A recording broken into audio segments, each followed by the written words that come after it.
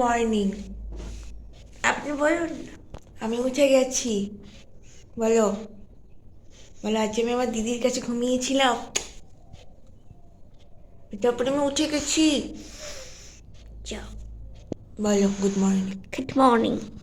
চা করলাম 4 জনের জন্য। তো আমার চাটা নিয়ে আর বিস্কুট নিয়ে উপরে চলে এলাম। এখন ভাবলাম একটু 2-3 ঘন্টা পড়ে নিই, তারপরেই নিচে নামবো। আর এখানটাতে দেখো কুকুরটা কোথায় উঠেছে, বুঝতে পারছো? এই পাঁচিলের উপরে। আমি অতক্ষণ লক্ষ্য করিনি, তখন ভাবছি উঠলো কি করে। কি রান্না করছো মা? লাউ তরকারি। একটু তাকাও ক্যামেরার দিকে। তুমি একটু তেলের পিঠে খাওয়াবে না আমাকে? নারকেল পিঠে খাওয়া হবে। না, তেলের পিঠে খাবো, তেলের পিঠে খাবো। আজ পর্যন্ত এমন হয়নি যে আমি মায়ের সামনে কোনো কিছু একটা খাবার জিনিসের নাম থেকে শুরু করে জামা কাপড়, এই স্টাইলের জামা উচ্চারণ করেছে সেটা আমার সামনে আসেনি।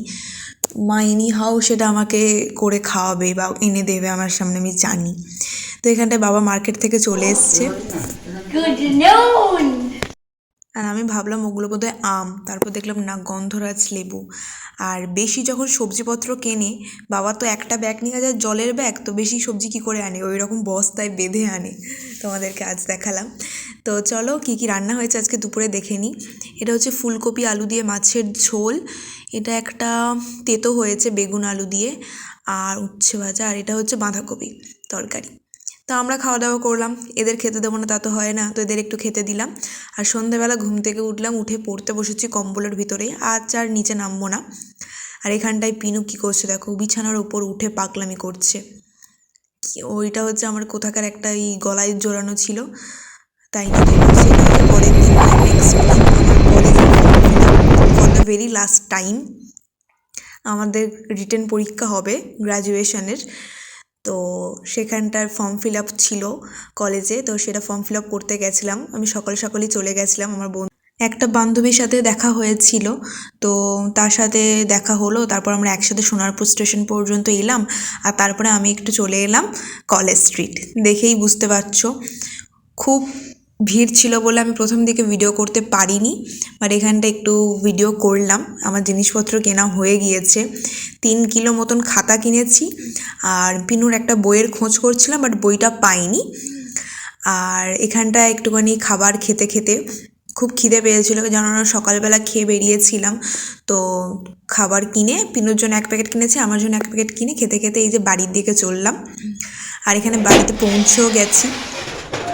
পাইলেছে ওইটা তাহলে পাওয়া গেল না। না। ও হ্যাঁ, আমার জন্য একটা বই কিনেছিলাম।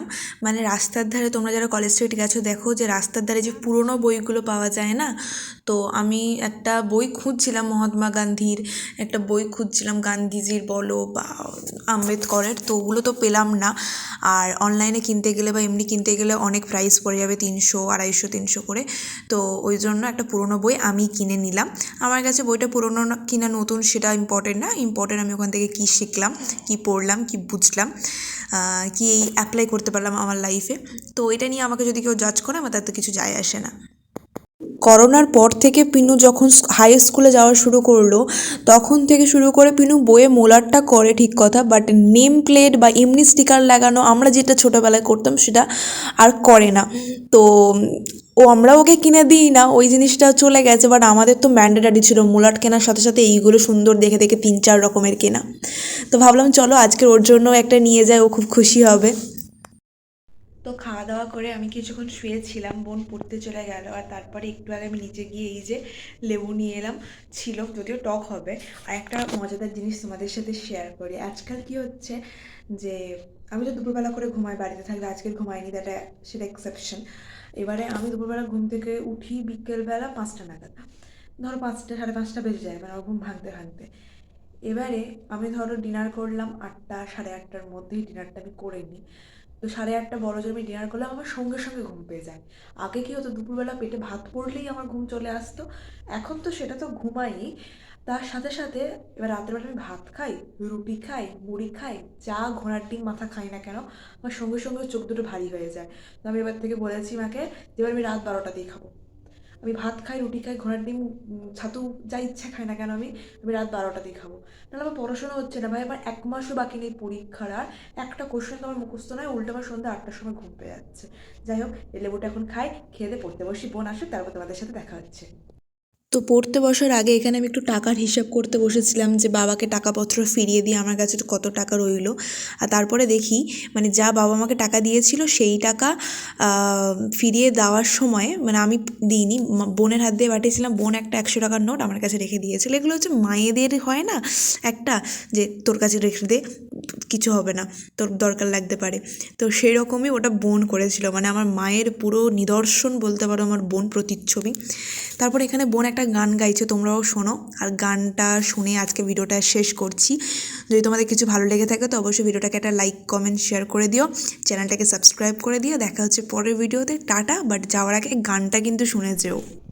उछल से लम्हों को आस तेरी, जख्मी दिलों की है प्यास तेरी, हर धड़कन को तलाश तेरी, तेरा मिलता नहीं है पता। काली आंखें खुद से सवाल करे, थमने की चीख बेहाल करे, बहता लम्हों फरियाद